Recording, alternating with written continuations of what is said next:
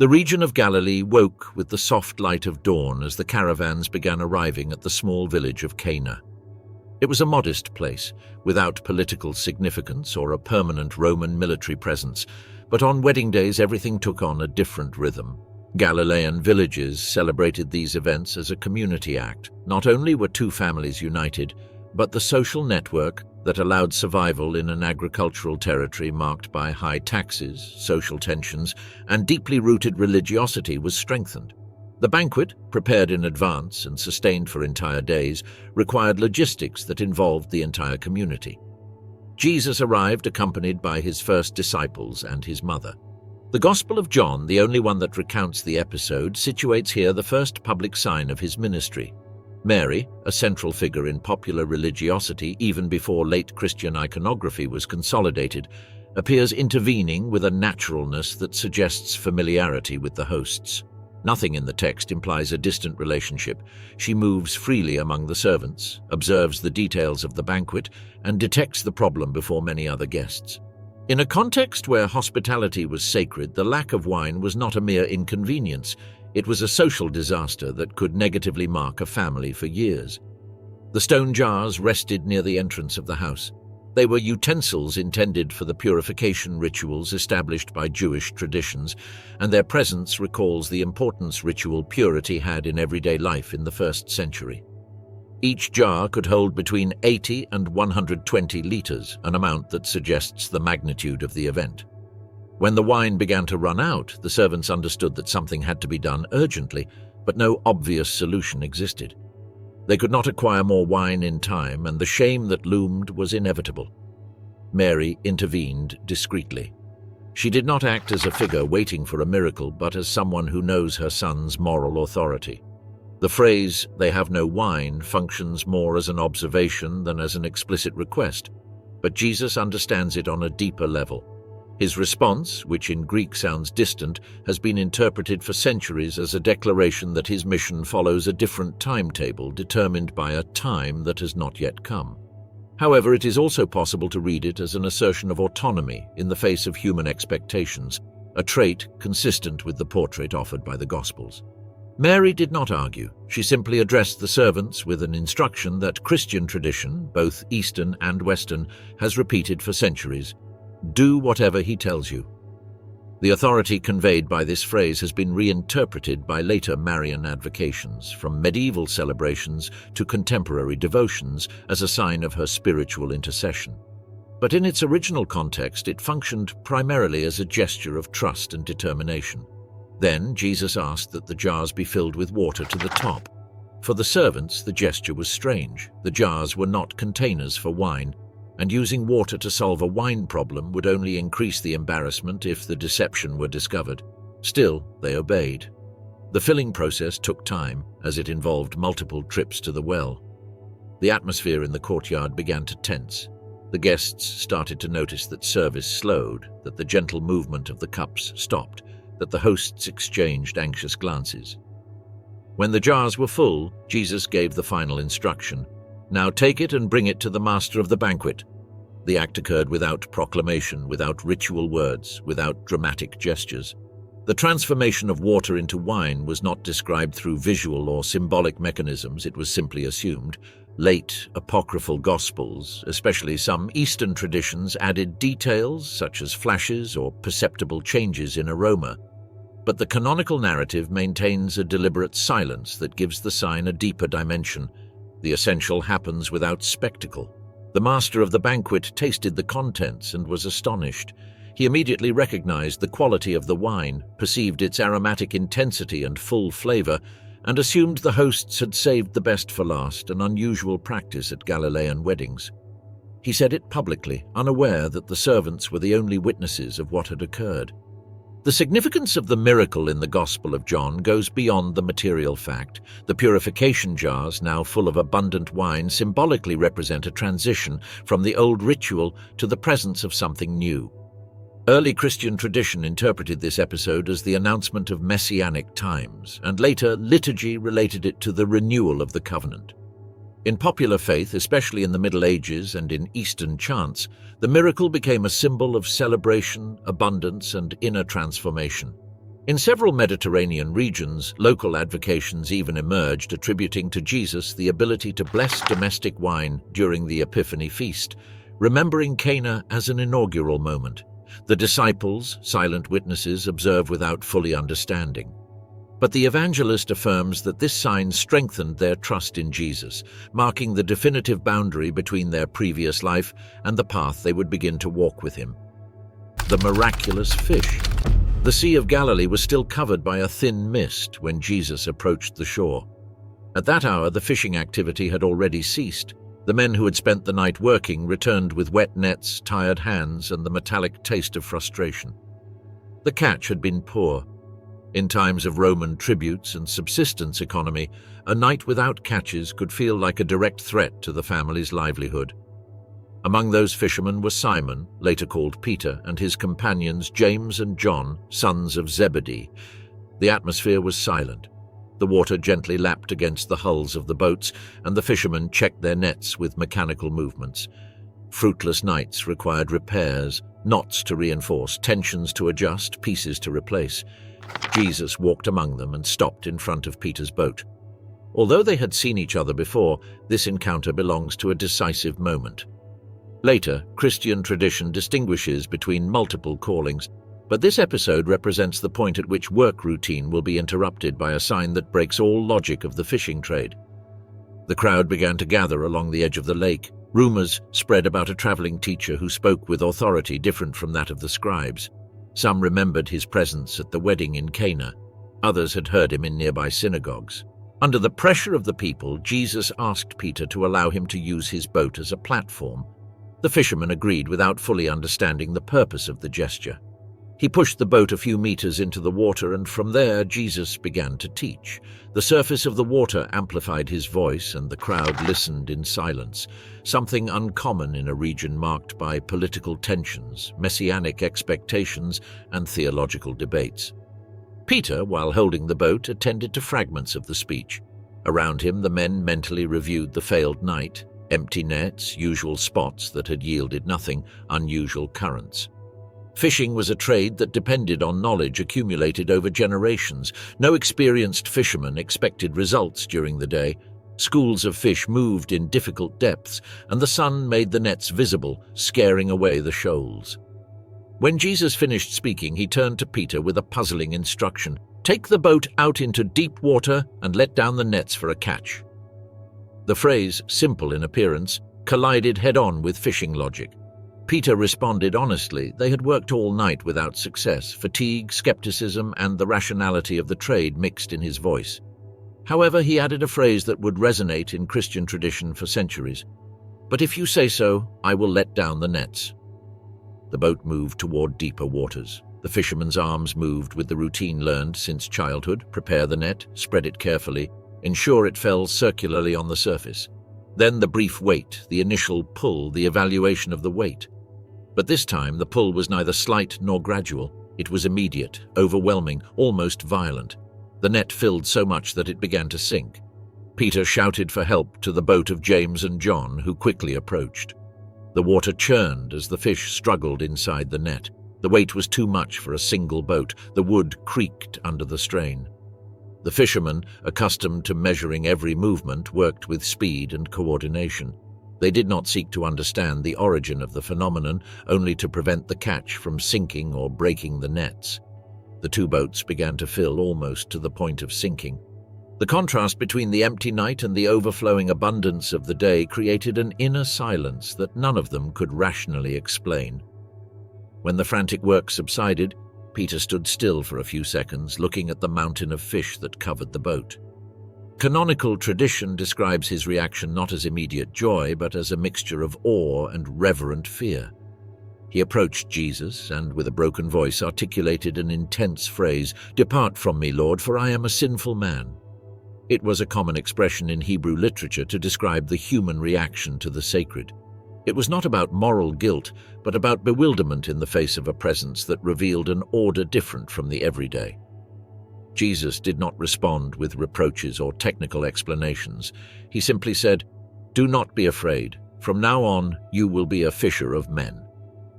The phrase, metaphorical and difficult to interpret for those hearing it for the first time, marked a break from the previous life of these men. Later, Christian tradition found in this image a powerful symbol of mission and quest, but in its original context, it was a direct call to leave behind nets, boats, family, and the security of the trade.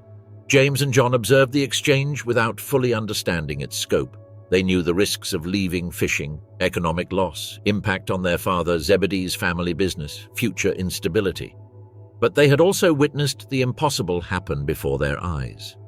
In the late apocryphal Gospels, especially in certain Syrian traditions, details were added about the gleam of the water or the almost mystical perception of the moment, although the canonical texts maintain a sobriety that leaves space for faith without imposing embellishments. The two boats slowly returned to shore. The weight of the catch demanded precise movements, and the fishermen worked silently. The crowd watched curiously, unaware that the episode had just changed the lives of the men who usually commanded those boats. Once on land, Peter, James, and John left the nets. There were no speeches or farewell rituals, only a conscious silence that they faced an irreversible decision. The fish remained in the boats, a silent testimony of what had occurred. Jesus walked away from the Sea of Galilee without hurry, followed by those who, hours earlier, were only waiting to finish a night of work. It was in that everyday landscape that the transformation of simple fishermen into disciples began. The expulsion of the demon in the synagogue of Capernaum. Capernaum, settled along the northwest shore of the Sea of Galilee, was a strategic point for merchants, fishermen, and caravans surrounding the lake. Unlike smaller villages, it had a large synagogue built from local stone, where not only the local Jews but also travelers seeking a moment of prayer before resuming their routes gathered. In that everyday setting, Jesus arrived accompanied by his new disciples. It was Saturday, and the synagogue was already full. The community knew Jesus as a traveling teacher, but they had not yet seen any public demonstration of authority beyond his words. The men sat on the stone benches while Jesus stepped forward to teach. The usual Torah reading had been performed by the local attendant, but when Jesus began to speak, the reaction was immediate. The Gospel of Mark notes that he taught as one who has authority and not like the scribes.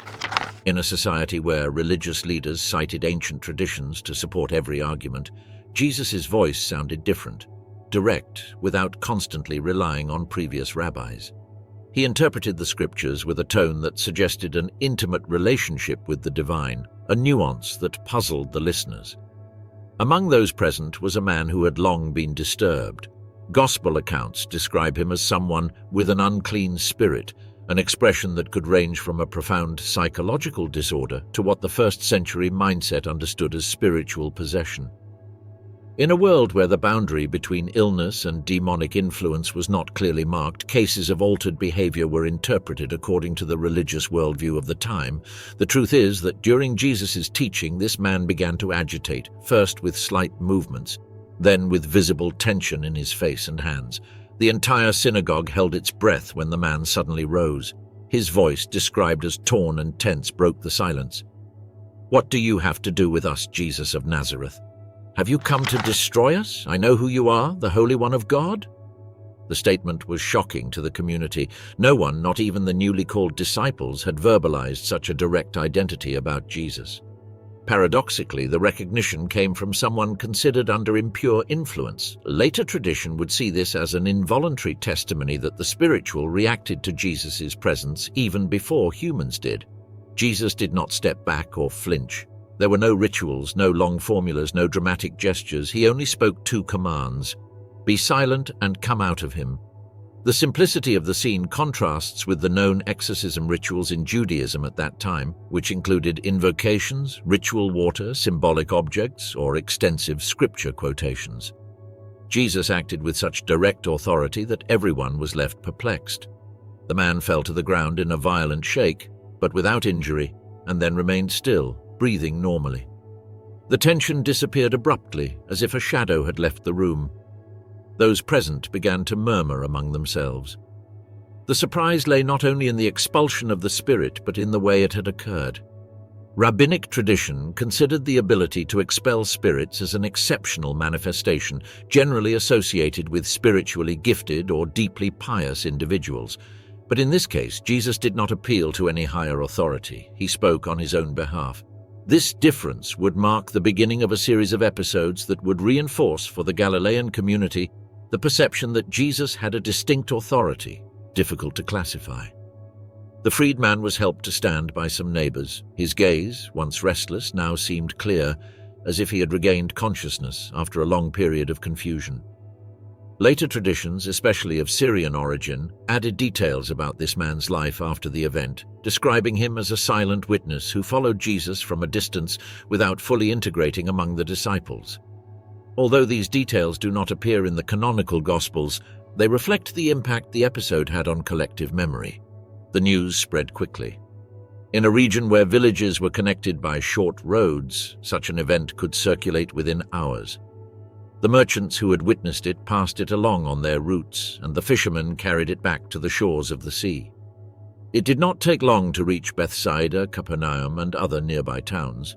For the inhabitants of Capernaum, the miracle marked a before and after in the perception of Jesus. He was no longer just a teacher, but someone capable of exercising authority over what the mindset of the time considered part of the spiritual domain. Jesus' disciples were also deeply impressed. Peter, who had experienced the miraculous catch of fish, silently observed the scene in the synagogue. For him, Jesus' authority over the natural world was already evident. Now he discovered that this authority extended to the spiritual realm as well. James and John, accustomed to the harshness of the sea but not to the convulsions of the invisible, exchanged uneasy glances. None could foresee how these episodes would transform their conception of the world. Jesus left the synagogue accompanied by the crowd. Some wanted to know more, others sought to touch him, and others only observed him cautiously. The midday sun was beginning to rise when the disciples led him to a nearby house, that of Simon Peter. It was customary that, after the synagogue, families would gather to share the Sabbath meal. What Jesus was about to encounter there would give rise to another manifestation of his authority, this time not over a spirit, but over illness. Peter's mother-in-law's healing. Peter's house in Capernaum stood near the lakeshore, built with dark basalt walls and an inner courtyard where family life unfolded naturally. In first-century Galilean homes, several generations lived under the same roof, making the presence of in-laws, brothers-in-law, and other relatives common. When Jesus left the synagogue accompanied by Peter, James, and John, the atmosphere, still heavy from the recent exorcism, followed them like an invisible murmur among the crowd. However, upon arriving at the house, a different tone greeted them: concern, silence, and hurried footsteps. Peter's mother-in-law lay in a side room. She had a high fever, a symptom that in ancient times could be as dangerous as a serious diagnosis. Medicine of the era lacked effective treatments for infectious diseases, and a persistent fever could lead to delirium, extreme weakness, or death. Peter's family had done their best with herbs and wet compresses, but the heat on the woman's face would not subside. Upon seeing Jesus enter, they immediately spoke to him about her condition, not as a formal request for a miracle, but as one shares a domestic concern with someone trusted. Jesus approached the room without speeches or invocations. The scene is described with simple precision in the Gospels. He bent down and touched her. That gesture, minimal and direct, contrasts with the healing practices of the region, where healers usually used specific formulas, symbolic objects, or more elaborate rituals. Jesus did none of that. His authority, visible in the synagogue during the demon's expulsion, was expressed here in the intimacy of a home, without numerous spectators or dramatics. When his hand brushed the woman's skin, the fever left her. The narrative is almost abrupt. There is no gradual transition or slow recovery. She immediately got up and began to serve them. In the first-century cultural context, this gesture is not interpreted as an immediate return to domestic tasks, but as confirmation that she had fully regained her energy. A convalescent person could not have done it. The speed surprised those present, but the woman acted naturally as one leaves behind sudden discomfort and resumes her usual role in the family structure. This miracle, seemingly simple compared to exorcisms or multiplications, was profoundly significant for the Capernaum community. While the exorcism in the synagogue revealed Jesus' authority in the spiritual realm, the healing of Peter's mother-in-law provided a glimpse of his compassion applied to everyday life. Later traditions, especially in Syria and Galilee, preserved stories about the woman, sometimes identifying her with a proper name, Miriam or Salome, although the Gospels do not name her. These traditions reflect the impact her experience had on local memory. At the fall of that Saturday evening, the restrictions of the holy day prevented people from carrying the sick during the central hours. But as soon as the sun hid, the inhabitants of Capernaum began approaching the house with relatives and neighbors suffering from illnesses or spiritual afflictions. The healing of Peter's mother-in-law had spread quickly, and the community saw in Jesus not only a teacher, but a healer. The narrow streets filled with expectant faces, some weakened by long periods of pain, others marked by invisible concerns that first-century culture associated with spiritual forces. Jesus went out into the courtyard and encountered a human mosaic of suffering and hope. There was no established order or organized line. Each family approached as it could. The Gospels describe Jesus healing many, casting out spirits and attending to each one without separating categories. In a society where certain diseases carried stigma, especially those related to ritual impurity, his willingness to touch, speak, and approach freely broke deeply rooted social barriers. The scene must have lasted for hours. The oil lamplights swayed in the courtyard as voices intertwined with pleas, cries, and whispers of gratitude. The disciples, who at dawn had been fishermen busy repairing nets and at noon witnesses of a powerful exorcism, now observed a crowd attributing unusual authority to Jesus. It was evident that the Master's fame was beginning to surpass the limits of Capernaum. In this charged atmosphere, the healing of Peter's mother-in-law acquired a greater dimension. It became the catalyst for a flood of hopes. If he could restore strength to a sick woman with a simple touch, what other kinds of afflictions could he alleviate? The Jewish mindset of the time associated illness not only with physical causes but with states of the soul, spirit, or even social conditions. Jesus attended to everyone equally, without asking about guilt, merit, or origin. That radical disposition would later scandalize some religious leaders, but in Capernaum it was seen as a sign of something not yet clearly defined. The night progressed and the crowd barely diminished. The disciples, tired, watched Jesus move among people with a serenity that contrasted with the chaos of the moment. When the crowd finally dispersed, the house fell silent.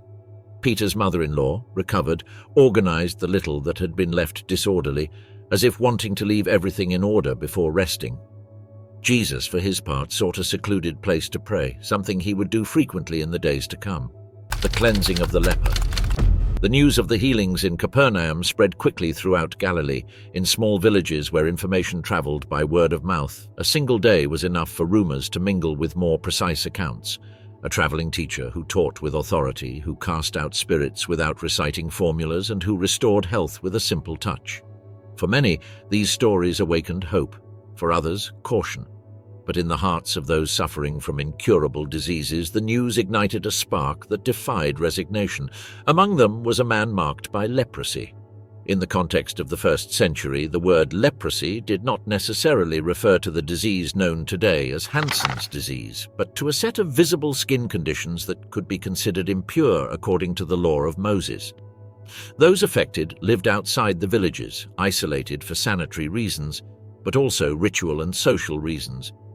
Their presence had to be announced from a distance, and their torn clothes were part of a code that identified them as untouchable. The disease, in addition to physical pain, implied the loss of community, employment, family, and dignity.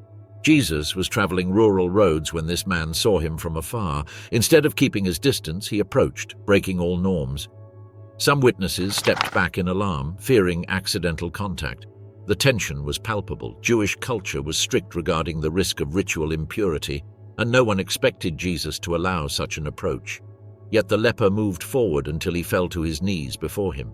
His trembling voice uttered a brief phrase, a plea full of faith and fatigue: "If you want, you can make me clean." The request was not simply for physical healing, but for social reintegration. To be clean meant returning to normal life, regaining human contact, entering the synagogue again, embracing children, working without being rejected. Jesus looked at him with a mixture of compassion and determination. He did not step back or hesitate. The Gospel describes a gesture that would resonate as both challenge and hope. Jesus reached out his hand and touched him. That contact was unthinkable. No teacher of the time touched a leper. Doing so meant becoming ritually impure and having to undergo a process of purification. But Jesus ignored that barrier. His gesture not only conveyed healing, it conveyed dignity. By touching him, he nullified years of accumulated rejection, broke the boundary between the untouchable and the human. Then he spoke the words the man needed to hear. "I want, be clean." The healing was immediate. The spots, the wounds, the hardened skin, all disappeared abruptly as the Gospels recount. No pain or transition is described, only a visible change that left those watching breathless. The man rose with overflowing eyes, looking at his hands as if they were new. In some late apocryphal accounts, especially of Eastern tradition, details were added such as tears falling on his already restored skin or the incredulous reaction of the witnesses. Although these embellishments do not appear in the canonical texts, they show how deeply the episode settled in collective memory. Jesus, however, was not seeking spectacle. He asked the man not to spread the news sensationally, a directive that appears repeatedly in the Gospels and which tradition has called the messianic secret.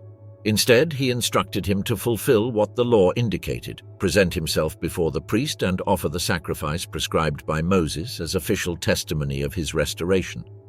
In this way, the healing would not remain only a personal story, but a case validated by religious authority, allowing him to reintegrate fully into community life. But the man, moved and overwhelmed with joy, could not remain silent. His voice became an echo that resonated in nearby villages, roads, and markets.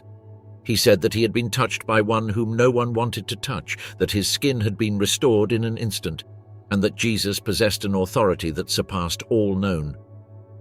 His account spread among travelers, and many, especially those marked by hidden or visible illnesses, began to seek the Master. This sudden increase in notoriety had immediate consequences. Jesus could no longer enter the towns without disorderly crowds forming. In regions where life was fragile and diseases common, the hope of miraculous healing attracted hundreds. Jesus then withdrew to solitary places to pray and rest, but even there people sought him. The disciples, increasingly aware of the magnitude of the movement growing around him, began to see that his mission went beyond Galilee. For Peter, James, and John, the miracle of the leper was a radical confirmation of Jesus' character. He not only acted with authority in synagogues and homes, but broke the barriers imposed by society and religion. In their world, leprosy was synonymous with irreversible exclusion. For Jesus, it was an opportunity to restore what the community had lost. The witnesses of that day would continue remembering the scene for years, a teacher who feared no approach to the untouchable, a touch that restored dignity, and a voice that spoke with clarity where others offered only distance. The paralytic lowered through the roof. The house where Jesus was teaching that morning was crowded. Capernaum, already turned into a central point of his activity, quickly filled up whenever he entered a house. Galilean houses of the 1st century followed a functional design, a central courtyard, a large room that served as a common area, and a flat roof, accessible by an exterior staircase. The roofs were made of wooden beams covered with a mixture of clay, branches, and hardened mud that could support the weight of several people. That ordinary design would be the setting of one of the most famous miracles of Jesus' early ministry.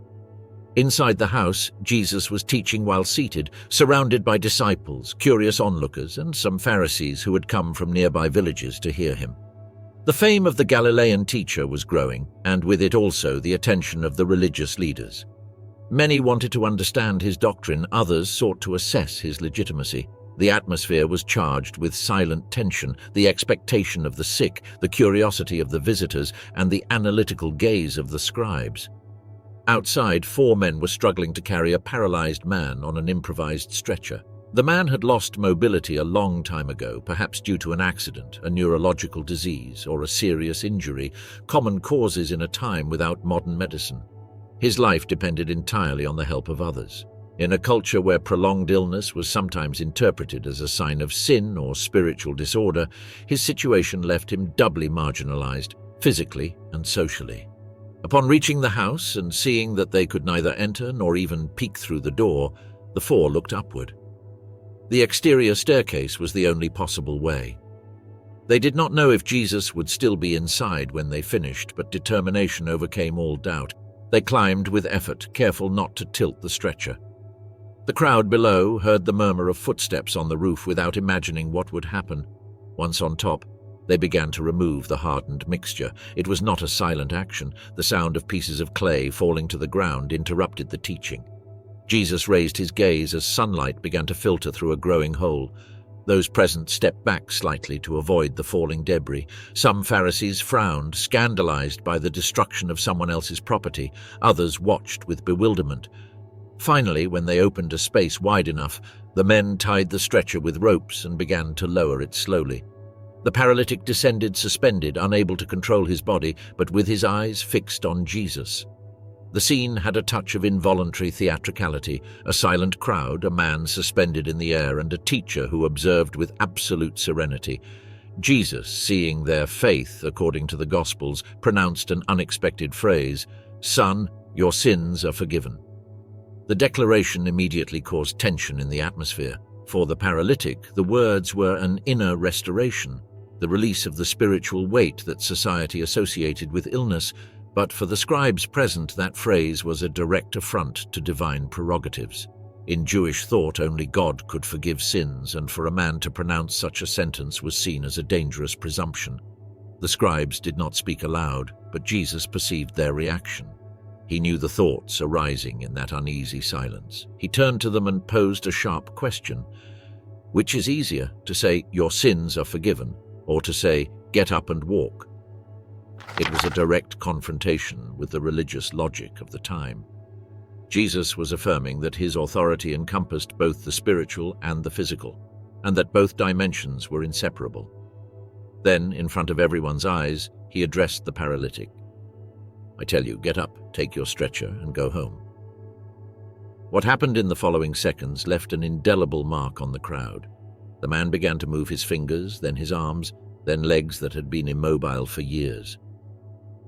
He slowly sat up as one testing a body that felt strange, and then stood fully. Silence was broken by a growing murmur. He took his stretcher, the same one that had symbolized his dependence, and carried it on his shoulders. People stepped back to give him way as he crossed the house. Some cried, others laughed incredulously. The Pharisees watched silently, unable to deny the obvious but not knowing how to interpret it. Later traditions, especially in some Syrian and Armenian narratives, added that this man then became a follower of Jesus or a benefactor of the early Christian community, although the Gospels do not provide details of his later life. The four friends, still on the roof, celebrated without being able to descend immediately due to the crowd surrounding the house. Their audacity had been rewarded in a way that no traditional ritual could have anticipated. In the collective memory of Christianity, this episode would become a symbol of active faith, a faith that does not merely wait but breaks roofs to reach hope. Jesus, for his part, remained calm amid general amazement. The house was still full, but the atmosphere had changed. He was no longer just a teacher teaching, but someone challenging religious and social structures with actions as powerful as his words. The healing of the centurion's servant.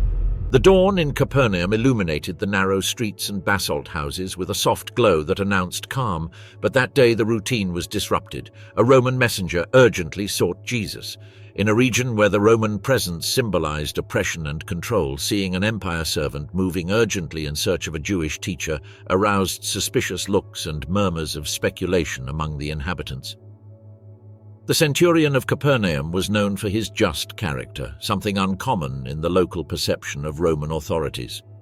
According to tradition, he had built good relations with the Jewish community, and even some elders considered him a benefactor. Despite his military rank, which placed him in command of 100 soldiers, his behavior differed from the common abuse in the region. Some later traditions suggest that this man might have been a sympathizer of Jewish monotheism, a God-fearer, although the Gospels do not explicitly state this. His favorite servant was gravely ill, paralyzed, and suffering intense pain. For a centurion accustomed to discipline and order, seeing a member of his household in that state was a profound blow. The affection he felt for him was recorded in the account. This was not a disposable slave, but someone of great personal value. That is why he first sent Jewish leaders to speak on his behalf, a gesture demonstrating respect for the cultural sensitivities of the region. These elders approached Jesus and explained the Roman officer's plea, emphasizing his dignity and benevolent character. "He is worthy of your attention," they said, "because he loves our nation and has built us a synagogue." Jesus agreed to accompany them. The walk from the house where he was to the centurion's residence followed a path lined with houses and small shops while people observed the strange procession: Jewish elders, followers of the Galilean teacher, and a Roman messenger awaiting instructions. Each step toward the centurion's residence challenged the rigid cultural balance between the dominated and the rulers. That Jesus would respond to the request of a Roman officer, a figure symbolizing foreign power, generated both curiosity and discomfort. When Jesus was near the house, a second group sent by the centurion arrived. This time they were not elders, but close friends of the officer. They delivered a message that even the disciples found surprising. "Lord, do not trouble yourself to come. I'm not worthy for you to enter under my roof. That is why I did not even dare go personally, but say the word, and my servant will be healed." The humility contained in that statement contrasted radically with the typical image of a Roman officer. His words revealed more than courtesy. They manifested a deep understanding of authority. The centurion added an explanation that would resonate for centuries. "I too am a man under authority and have soldiers under my command. I say to one, 'Go,' and he goes, and to another, 'Come,' and he comes. And to my servant I say, 'Do this,' and he does it." With this analogy, he showed that he understood Jesus' authority not as magical power or symbolic gesture, but as a concrete spiritual reality. Physical presence was unnecessary. One command sufficed.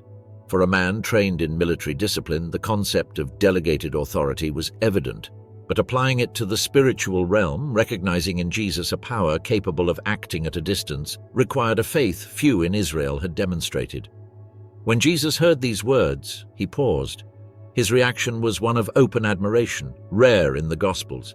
He looked at the crowd following him and declared, "I tell you, not even in Israel have I found such great faith." The phrase had an immediate impact on those present. That a Roman representative of the pagan empire showed more faith than many of Israel's children was a contrast that challenged the religious mindset of the time. It was also a sign that the reach of Jesus' message transcended ethnic, political, and cultural borders. The emissaries returned to the centurion's house before Jesus arrived. Upon entering, they found the servant completely healthy. The exact moment of the healing is not described, nor whether there were visible manifestations. It is only stated that the terrible condition had disappeared. Later, Christian traditions remembered this episode as one of the purest healings in terms of spiritual significance. Authority recognized from a distance, healing performed without contact, without audible words for those present, without a physical gesture. An act based exclusively on faith. The centurion, according to some Eastern apocryphal sources, maintained deep respect for Jesus for the rest of his life. Some medieval accounts even identified him, without direct historical evidence, as Centurion Longinus, the soldier present at the crucifixion, although this association responds more to devotional tradition than to ancient texts. What remains clear is that his story became a symbol of the universality of Jesus' message and the possibility of finding genuine faith even where it was least expected. The disciples, especially Peter and John, were struck by the magnitude of the miracle. The idea that Jesus could heal without being physically present opened a new horizon in their understanding of the teacher. They, who had seen miracles in synagogues and houses, now observed how his authority expanded beyond visible or geographic limits. The resurrection of the widow of Nain's son. The road to Nain wound through gentle hills, bordered by fields where the wheat was beginning to darken under the midday sun. Nain was a small village, located south of Mount Tabor, of no political importance nor economic relevance, but deeply rooted in the rural customs of Galilee. Jesus was advancing with his disciples and a large group that followed him from Capernaum. Stories about his miracles had spread. The healing of the centurion's servant, the expulsion of spirits, healings in houses and along roads. Many walked behind him with hope, others out of simple curiosity. As they approached Nain, a distinct sound began to emerge from the village exit. Lamentations, funeral flutes, and halting voices. It was a funeral procession. In the Jewish mindset of the first century, death summoned the entire community. Even the humblest neighbors accompanied the family to show solidarity. Tradition dictated that the procession should exit through the main gate of the village and head toward a nearby burial ground. The mourners advanced slowly, surrounding a stretcher on which lay the deceased wrapped in linens. On that stretcher was the only son of a widow. The tragedy was twofold. Losing a son was already devastating. Losing the only one meant being left utterly helpless. Without a husband and without male offspring, the woman would face a life marked by social and economic precariousness. Scriptures and later traditions highlight the vulnerability of widows, considered among the most unprotected groups in Israel. This context imbues the episode with an emotional weight that goes beyond the visible scene. Jesus saw the procession before entering the village. He did not wait for them to approach. He walked toward them. The crowd following him stopped, watching how two groups, one filled with hope and the other immersed in mourning, converged in front of Nain's gate. It was an unlikely intersection, where life and death seemed to meet face to face. When Jesus noticed the widow, his reaction was a mixture of deep compassion and determination. The Gospel emphasizes that he was moved upon seeing her, an expression reflecting an intense, almost visceral inner movement. This was not a requested miracle. No one had asked for anything. The woman was not seeking Jesus. She was trapped in immediate grief. But Jesus decided to intervene, not due to expressed faith or any plea, but out of pure compassion. He approached her and said, "Do not weep." The phrase in that context must have sounded puzzling. It was not an invitation to suppress emotions, but an implicit announcement that the situation was about to change. The mourners stopped. The flutes fell silent. The stretcher-bearers froze upon seeing him advance toward them. The crowd of disciples, still processing recent miracles, watched with a mixture of unease and expectation. Jesus touched the stretcher. This seemingly simple gesture carried significant ritual implications. Contact with a corpse or objects associated with burial caused ritual impurity according to the law. However, Jesus did not recoil from that limitation.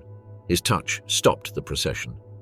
The bearers remained motionless as he, leaning over the lifeless body, spoke the words that would change the scene forever.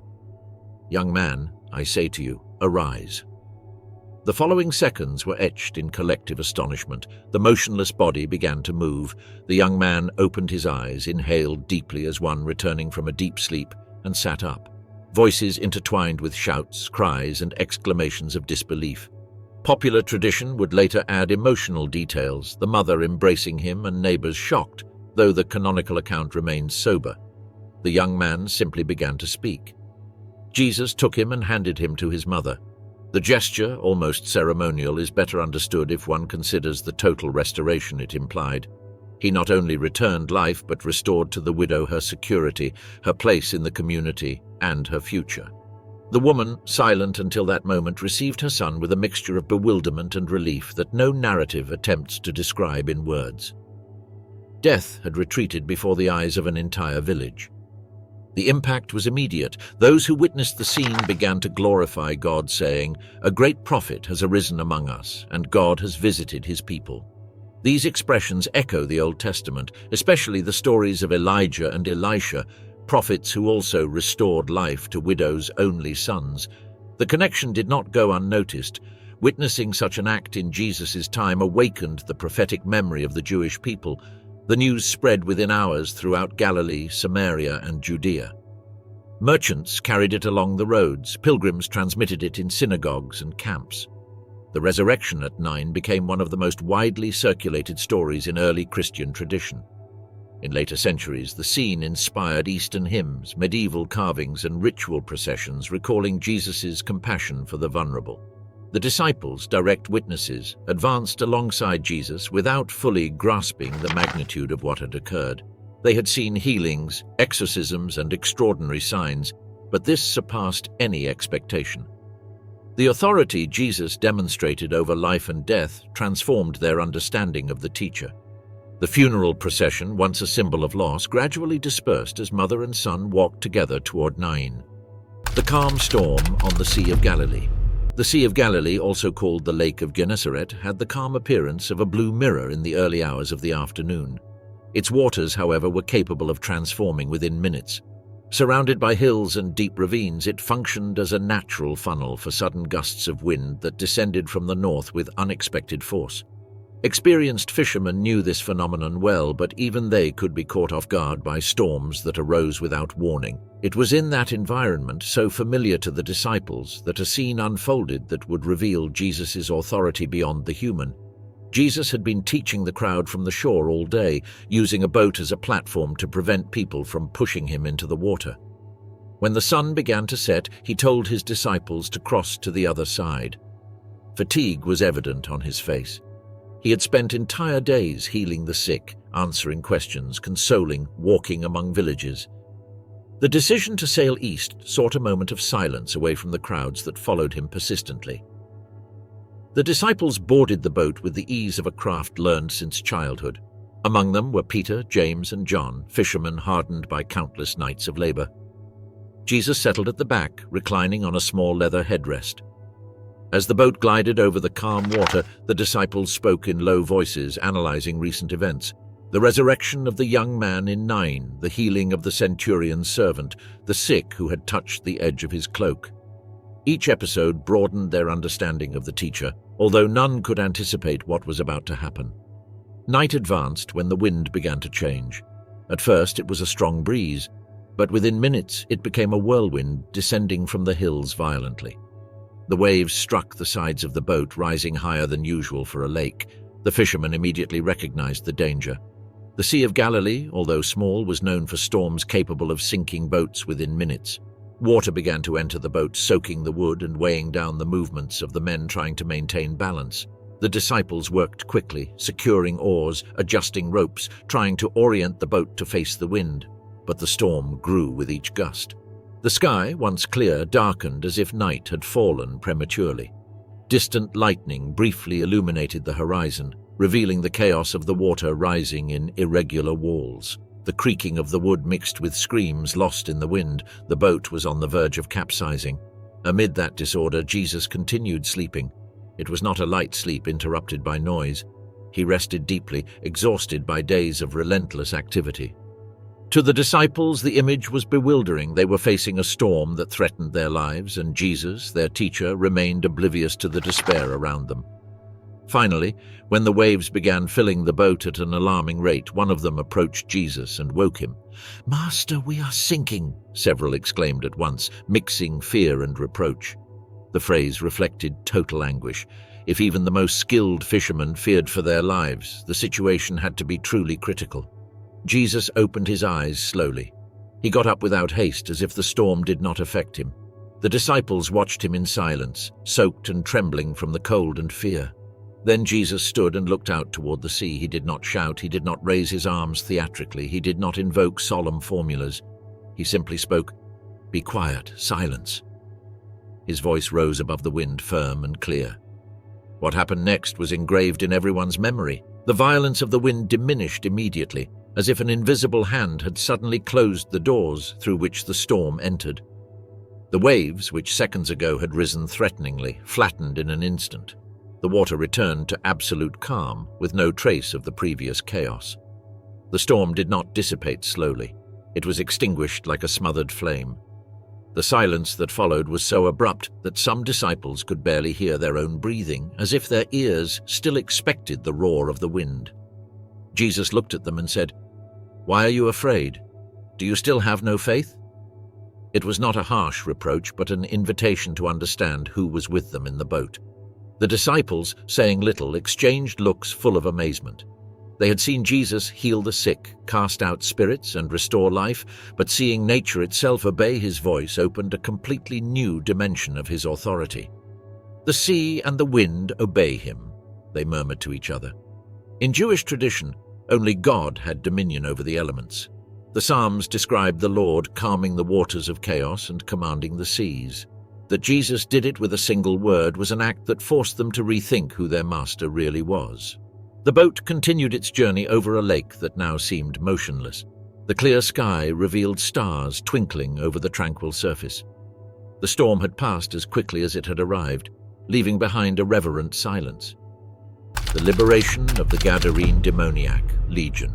The boat touched land in the region of the Gerasenes or Gadarenes, according to different manuscript traditions, an area located on the other side of the Sea of Galilee, marked by steep hills descending to the water. It was mostly Gentile territory, with Greco-Roman influence visible in its architecture and cultural practices outside Judaism, such as pig farming. For the disciples, crossing into that region already meant leaving their zone of religious and cultural familiarity. They were still processing the storm that Jesus had calmed with a single word when a new event plunged them into even greater bewilderment. As soon as they disembarked, a man came out from among the tombs dug into the hillside. He was a disturbing figure. He lived in the cemetery, a place considered unclean by both Jews and Gentiles. His appearance reflected extreme neglect. Tangled hair, body covered with wounds and scars, skin marked by sun and soil. The broken chains still hanging from his wrists and ankles were evidence of failed attempts to control him. The local inhabitants had tried to immobilize him repeatedly, but his extraordinary strength had led him to break chains and flee amid screams that echoed through the night. The man ran down to Jesus. The disciples instinctively stepped back. It was not only his appearance that unsettled them, but the intensity with which he approached. When he reached Jesus, he fell to his knees and, with a voice that seemed to come from multiple overlapping tones, shouted, "What have you to do with me, Jesus, Son of the Most High God? I beg you, do not torment me." The scene was so abrupt that even the closest disciples froze. Jesus' authority had provoked reactions before, but none so visceral or immediate.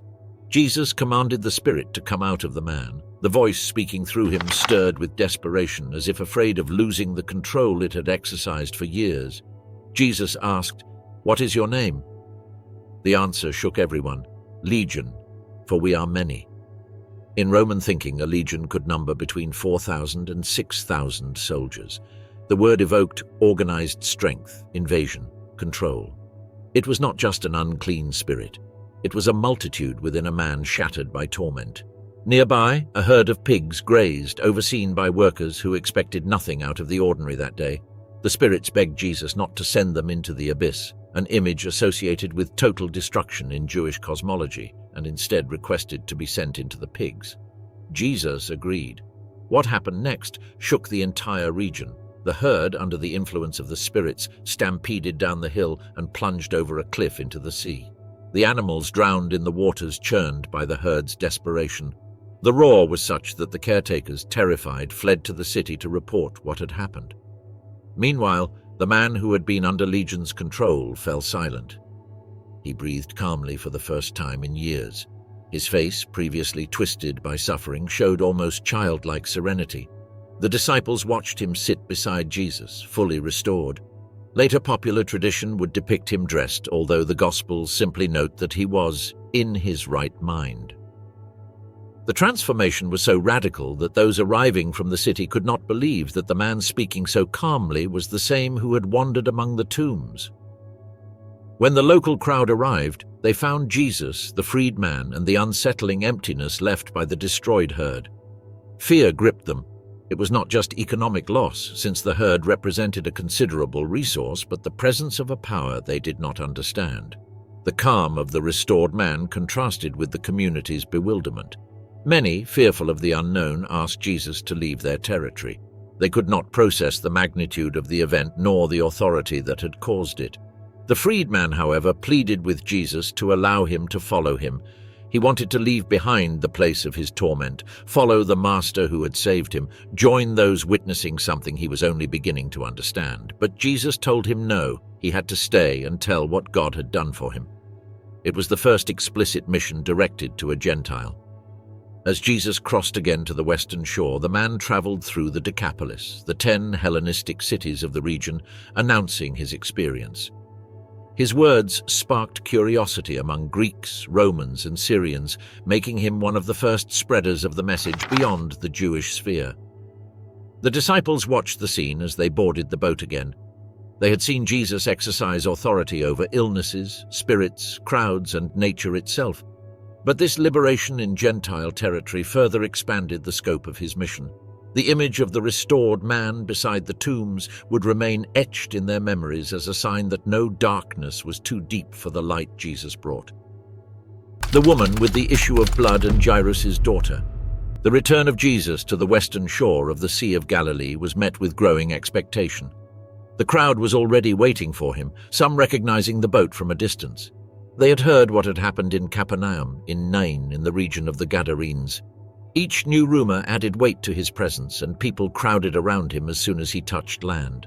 The air was charged with tension, unspoken requests, and glances seeking a moment of hope. It was in that crowded atmosphere that two seemingly opposite stories intersected to reveal the same truth. Life could be restored even when it seemed lost. Among those who approached was Jairus, a leader of the local synagogue. His social position made him a respected leader, responsible for organizing the reading of the Torah and the daily functioning of the sanctuary. He was a man known for his devotion and stability. However, that day he made his way through the crowd with visible desperation on his face. When he reached Jesus, he fell at his feet. The scene surprised many, a religious leader prostrating before a traveling teacher. His broken voice explained the urgency. His 12-year-old daughter was at the brink of death. Jesus agreed to accompany him without hesitation. The crowd, seeing the teacher head to the house of an important leader, increased the pressure even more. They pushed him from all sides, a mass of bodies moving with difficulty through narrow streets. The disciples tried to make their way, but the people would not yield. In the midst of that crowd was a woman who had been suffering from a flow of blood for 12 years. Her illness was debilitating, painful, and socially devastating. According to the law, her condition made her unclean, unable to fully participate in community life. She had spent everything she had on doctors without improvement. In fact, she had worsened. The woman could not publicly approach Jesus. Her condition forced her to remain in the shadows, to avoid physical contact with others so as not to transmit ritual impurity. But in that crowd, driven by her last hope, she thought it would be enough to touch the edge of his garment. She did not need to be seen or heard. She only needed a moment of closeness. She moved between bodies that did not know who brushed against their clothes. Her trembling hand reached out and gently touched the edge of Jesus' garment. At that moment, she felt the bleeding stop. Her body knew it before her mind could process it. Something had changed. The strength the illness had taken from her for years returned like fresh water through her veins. She stopped, but the crowd kept pushing. Jesus also stopped. He turned and asked, "Who touched me?" The disciples did not understand. Peter, surrounded by people pressing from all sides, replied, "Master, everyone is crowding and pressing against you, and you ask, 'Who touched you?'" But Jesus insisted, "Someone touched me. I felt power go out from me." It was not an accusation, but an invitation. The woman trembled. She knew that by revealing herself, she risked being rejected for her impurity. Nevertheless, she stepped forward. She knelt before him and confessed the whole truth, her illness, her desperation, her intention, the miracle that had occurred. The crowd fell silent. Instead of rebuking her, Jesus looked at her with tenderness and said, "Daughter, your faith has healed you. Go in peace." In that phrase, he called her daughter, a word that instantly restored the social and spiritual dignity she had lost for 12 years. For the woman, that encounter meant more than healing. It was a full return of her place in the world. But while Jesus spoke, a messenger made his way from Jairus' house. His face announced tragedy before he spoke a word. "Your daughter has died," he said with regret. "Do not trouble the teacher any longer." The words fell like a brutal blow. Jairus felt the world collapse around him. The journey to his house seemed futile. The whisper of the crowd spread. Death, in his mind, was a definitive limit. Jesus, however, turned to him and said calmly, "Do not fear, only believe, and she will be saved." They continued walking. Upon arriving at the house, they found weeping, flutes, and professional lamenters, as was customary at Jewish funerals. Jesus asked everyone to leave except Peter, James, John, and the girl's parents. The voices that had been crying began to laugh upon hearing him say, "The girl is not dead, she is only sleeping." To them, it was an incomprehensible statement. Death was evident. Inside the room, the girl lay motionless.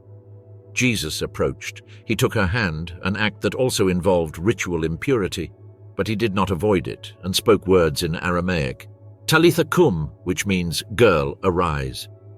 The silence in the house hung for a second that seemed eternal. Then the girl opened her eyes. She breathed deeply and sat up. The parents were paralyzed with amazement. The girl, who had been declared dead, now walked through the room as if awakening from a dream. Jesus asked them to give her something to eat, a practical gesture that confirmed her full restoration, and instructed them not to disclose the miracle. It was part of the mystery that accompanied his works, preventing fame from overshadowing the message. The multiplication of the loaves and fishes. The news of recent miracles spread like wildfire through the region. Jesus could no longer move without growing crowds following him. Some families walked for hours to hear him teach, others brought the sick hoping for a chance, and many followed him out of sheer fascination with the inexplicable. When Jesus crossed by boat to a lonely area near Bethsaida, he did so to offer rest to his disciples, exhausted from days of intense activity. However, upon arrival, they discovered that the crowd had followed them along the lakeshore on foot. Thousands of people gathered in that isolated place. There were no markets or nearby houses, just gentle hills descending toward the shore. The crowd consisted of peasants, fishermen, women with small children, artisans, and the elderly. It was a heterogeneous mix of hope and fatigue. Despite seeking rest, Jesus, upon seeing them, had compassion on them, according to the Gospels. They appeared as sheep without a shepherd, in need of guidance, spiritual nourishment, and comfort. He then began to teach them for hours while the disciples tried to organize the space so that everyone could hear. The day passed quickly. Shadows began to lengthen, and the sun descended in reddish tones. The disciples realized the problem before the crowd. They were in a remote place with insufficient food for so many people. They approached Jesus and suggested that he dismiss the people so they could go to nearby villages to buy food. It was a reasonable and compassionate recommendation, but Jesus surprised them with a direct instruction: "Give them something to eat yourselves." The disciples were bewildered. Philip, making a quick calculation, commented that even 200 denarii would not be enough to feed everyone. Andrew, more observant, noted that a child had offered 5 barley loaves and 2 small fish, but immediately added, "What is this for so many?" The scene had an almost absurd tone. Those loaves were humble, common among peasants. The fish were likely salted, a practical but modest food. They were not adequate resources for a crowd exceeding several thousand people, not counting women and children. Jesus asked everyone to sit in groups on the grass. The organization into groups evokes both Jewish hospitality and ancient assembly structures. The disciples moved among the crowd, indicating where to settle, while families clustered together without knowing what was going to happen. The calm that descended was almost ritual. When everyone was seated, Jesus took the loaves and fish. He lifted his eyes to heaven, pronounced a simple blessing, probably similar to the traditional prayer, "Blessed are you, Lord our God, King of the universe, who brings forth bread from the earth," and then began to break the loaves. The disciples watched intently, trying to understand what was happening. Jesus handed them pieces that seemed never to run out. Every time a disciple returned for more, he found bread in his hands again. The repetition acquired a hypnotic rhythm: take, distribute, return, take again. The crowd began to receive the bread and fish from the disciples' hands. There was no rush or chaos. The remarkable thing was that no one went hungry. Even more notable, however, was that everyone ate to their fill. In a world where many families lived day to day, the sensation of being satiated was a luxury. What for some was barely a bite, for others became a tangible symbol of unexpected abundance. When everyone finished, Jesus asked the disciples to gather what was left so that nothing is wasted. It was a pragmatic gesture in line with the Jewish mindset that deeply valued food. Amazed, the disciples filled 12 baskets with leftover pieces, one for each of them, a sign later interpreted with multiple symbolic meanings, even in later Eastern Christian traditions. The crowd was stunned. Some began to murmur that Jesus might be the promised prophet, others that he might be the Messiah. In a region marked by political tensions and messianic expectations, this kind of rumor could lead to dangerous movements. The Gospel of John states that some wanted to proclaim him king by force, seeking in him a political liberator capable of feeding them and confronting the Roman Empire. Jesus, aware of the risk, withdrew alone to the mountain, leaving the crowd in a state of astonishment. The disciples, confused by his sudden departure, went toward the boat to cross the lake again, this time without him. The wind began to rise and night fell quickly. Jesus, walking on the water. The night had completely fallen over the Sea of Galilee. A deep darkness covered the lake, barely interrupted by scattered reflections of the moon among clouds racing swiftly. After the multiplication of the loaves and fishes, the disciples had boarded the boat following Jesus' instruction to head to the other shore, towards Bethsaida or Capernaum according to the different canonical accounts. Jesus, however, had remained alone on the mountain, seeking a moment of prayer away from the crowd that tried to proclaim him king. The silence of the mountain contrasted with the commotion forming in the heart of the lake. As they rowed, the night became more hostile. A headwind began to strike the boat, pushing them toward the center of the lake instead of allowing them to advance toward solid ground. The disciples, who had sailed these waters since youth, recognized the situation. One of those nights when currents changed without warning and turned a simple passage into an exhausting struggle. They rowed with effort but barely advanced a few meters. Their robes were soaked, and the fatigue after the long day with Jesus made each movement twice as heavy. The storm was not as violent as the one they had faced days before, but the wind, constant and stubborn, made the boat tilt and creak. The darkness increased the sense of isolation. There were no fires on the shore to serve as reference, nor visible stars to guide them. They could only hear the slap of water against wood and the ragged gasps of their own breathing. It was then, in the fourth watch of the night, between 3 and 6 in the morning, when something appeared on the surface of the water. At first it was only a silhouette among shadows, an indistinct outline that the sway of the waves made seem unstable. The disciples saw it from a distance, and panic spread among them. In a world where darkness and the sea evoked unknown forces and ancient tales of wandering spirits, the figure moving on the water triggered immediate terror. "It's a ghost!" some shouted, recoiling inside the boat as if the water were an impossible refuge. The mixture of fatigue, wind, and darkness predisposed them to fear. Jewish traditions contained stories of nighttime apparitions on the sea, omens of misfortune or death. This seemed to fit those stories, until a clear voice rose above the roar of the wind. "Take courage! It is I! Do not be afraid!" The disciples looked at each other, trying to organize their thoughts. The figure kept advancing, but now its identity was undeniable. It was Jesus walking on the sea. He was not swimming, not floating. He walked as one crosses a firm path. The scene was so bewildering that they could not even decide whether to be frightened or relieved. Nature itself, which had previously obeyed his voice, now seemed to hold his steps. Peter, impulsive and moved by a mixture of faith and amazement, answered from the boat, "Lord, if it is you, command me to come to you on the water." Jesus looked at him and simply said, "Come." Peter stepped out of the boat with initial hesitation. His feet touched the water as if it were a tense but firm surface. He took a step, then another. The breeze hit his face, but for a few moments he walked. The other disciples watched in astonishment, unable to understand how the water could support the weight of a man. But the wind increased, and Peter, feeling it, looked away from Jesus, doubt mixed with fear, and immediately he began to sink. A desperate cry escaped his throat, "Lord, save me!" Jesus reached out and took him before he disappeared under the waves. The scene was brief, but left an emotional mark on Peter that would stay with him all his life. "You of little faith," Jesus said to him, "why did you doubt?" It was not a harsh reproach, but an invitation to trust even amid the inexplicable. Both climbed into the boat. The moment Jesus set foot on the wood, the wind ceased. The calm was so sudden it seemed like a direct response to his presence. The disciples, exhausted and soaked, looked at him with a mixture of reverent fear and deep relief. He was no longer just the teacher they had left everything to follow. He was someone who walked on water, who saved from the abyss those who cried for help, who mastered the elements effortlessly. At that moment, according to several Gospels, they bowed down and said, "Truly, you are the Son of God."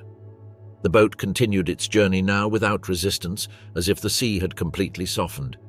When they finally reached the shore, dawn was beginning to pale. The calm before sunrise hid an unexpected ending. Jesus' fame had reached distant villages, and in one of them a family wept over a man buried 4 days ago, convinced that all hope was lost. The resurrection of Lazarus. Bethany was a small village located about 3 kilometers from Jerusalem on the eastern slope of the Mount of Olives. There lived Lazarus, Martha, and Mary, a family close to Jesus. whose hospitality and friendship had accompanied several moments of his ministry. The home of the three siblings had become a refuge for him when he passed near Jerusalem, a place where he found rest, conversation, and sincere affection. Therefore, when the news arrived that Lazarus was gravely ill, the disciples expected Jesus to respond with the same urgency he had shown on other occasions. However, Jesus' reaction surprised everyone. He did not rush to go to Bethany. He simply said, "This sickness is not for death, but for the glory of God." The disciples did not fully understand these words. They knew the situation was serious, but Jesus stayed 2 more days where he was.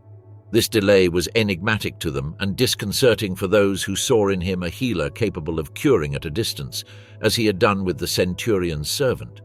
But Jesus had a purpose that transcended the immediate expectation of preventing his friend's death. After those 2 days, Jesus announced, "Our friend Lazarus is sleeping, but I am going to wake him." The disciples interpreted his words literally, thinking that sleep could be a sign of recovery. Then Jesus spoke clearly, "Lazarus has died." And he added that he rejoiced for not having been there so that they would believe. This statement, difficult to understand at the moment, outlined a deeper plan in which death would be confronted directly. The journey to Bethany was tense. The proximity to Jerusalem represented danger, as opposition against Jesus was growing. Thomas, with a mixture of courage and resignation, expressed what many thought but did not say, "Let us also go that we may die with him." The atmosphere was somber when they finally approached the village. Before Jesus entered, Martha went out to meet him. Her face showed the fatigue of days of mourning. "Lord, if you had been here, my brother would not have died," she said with a sincerity that did not hide her faith but neither her pain. However, she added something more. "But even now I know that whatever you ask from God, God will grant you." Jesus replied, "Your brother will rise again." Martha nodded, thinking of the future resurrection, the one Judaism expected at the end of times. But Jesus spoke again, and his words resonated as a definitive declaration of his identity. "I am the resurrection and the life. Whoever believes in me, though he die, will live." Deeply moved, Martha confessed her faith in him as the Messiah. Then she ran to call Mary, who remained in the house surrounded by mourners. Mary hurried out and, upon seeing Jesus, fell at his feet, repeating the same phrase as her sister. "Lord, if you had been here, my brother would not have died." Her weeping moved those present, and Jesus, seeing her cry and noticing the pain of those with her, was deeply troubled in spirit and moved. This reaction, possibly the most human and emotional in the Gospels, shows a Jesus affected by human suffering, by the collective weight of grief and by the harshness of death. When he reached the tomb, a cave-like grave, Jesus wept. The tomb was sealed with a large stone. Jesus ordered, "Take away the stone." Martha stopped him for a moment, warning that after 4 days the body must already be decaying. But Jesus insisted. The men rolled the stone, uncovering the dark entrance of the tomb. The silence that followed was dense, almost unbearable.